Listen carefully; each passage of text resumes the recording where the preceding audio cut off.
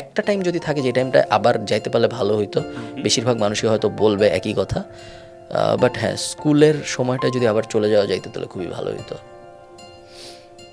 আসলেও স্যার মানে স্কুল লাইফে কি কি যে সব হয়েছে, মানে প্রথম তো গুনতাম না যে এটা করা হয়েছে এটা হয়েছে, এখন বুঝতে পারি আচ্ছা কি কি করেছি কোনো টেনশন ছাড়াই, কি হবে জানি না, যাই করি। অ্যান্ডি বার্নার্ডের একটা কথা আছে যে, কথাটার ট্রান্সলেশনটা হলো এরকম যে আপনি কখনো বুঝবেন না যে এটাই গুড ওল্ড ডেজ যতদিন পর্যন্ত না আপনি অনেক সামনে চলে যাবেন, যে আহ, এখন আপনি যে সময়টা আছেন ওইটাই এক সময় গুড ওল্ড ডেজ হয়ে যাবে ভবিষ্যৎ আপনার কাছে।